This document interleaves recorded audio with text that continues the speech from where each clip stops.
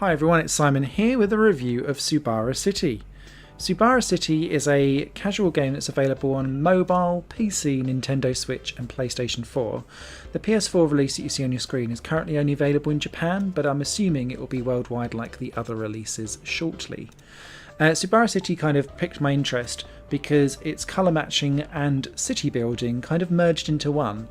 Although this game reminds me heavily of the mobile game 2048, and if you've not played that, you match two blocks of 2 to make a 4, two 4s to make an 8, two 8s to make a 16, and then you have to kind of move around the blocks to try and make sure that you don't leave individuals altogether. This kind of takes that format into a city building way. So you'll start off with 3 or 4 colours depending on which mode you've gone for, and if you've got the same colour horizontally or vertically next to each other, they all essentially are one big block, and wherever you click in that block it will suck up all of the blocks of the same colour into one single block. Then it will drop down, that will create more space, more blocks will fill in from the top. The crux around this though is that you're levelling up buildings as you go, but from levels 1 to 10. So level 1 building might just be a person or a dog, level 2 might be a house, level 3 might be a larger house, then it starts to get into like shops, then blocks of flats, tower blocks, that kind of thing. And the idea is that you're trying to level up your buildings so that you can fit more population into SubaraCity and therefore have a prosperous city. Ta-da!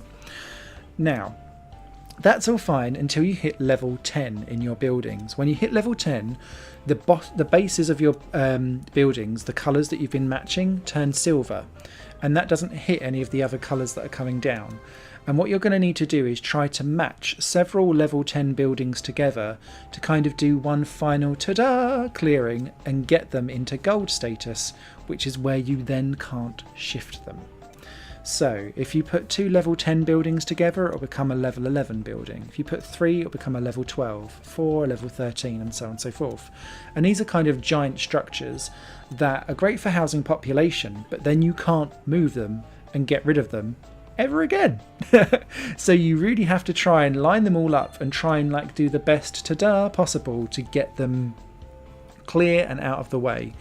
It's very difficult to do to reach some of the higher echelons of SubaraCity, because the more that you get of these level 10 buildings, and especially because it's quite difficult to get them together, it's actually becomes quite difficult to then maneuver them together and then clear them, because the plane space that you've got to make this all happen gets smaller and smaller and smaller and smaller, and you're always just a couple of clicks away usually from then ending up with a game over screen essentially.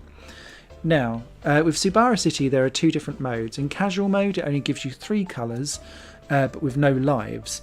On the normal mode it gives you 4 colours, which is much more difficult, it must be said, but every time you make a big building or every 100 turns or years as it is in this game that you make, you get extra like mayor lives as they call it, and what that lets you do is then click on a block to get rid of it. So it might be that you've actually got one block right in the middle of the game that you can't get to, that's really ruining your strategy, so you might be able to get a life, click it and get rid and clear it and then move on. So there's a little bit of strategy in there as well.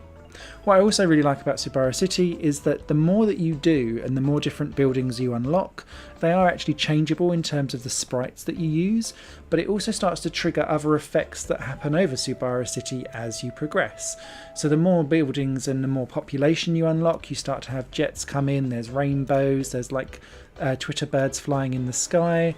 It just makes the game come to life a little bit more. It's very simple to get hold of initially, it's very difficult to master.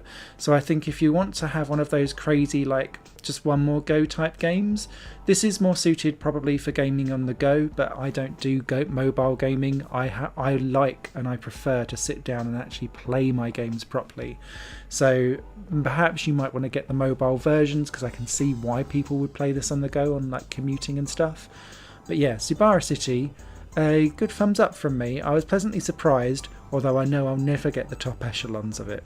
It's out now. Thanks for watching. Bye for now.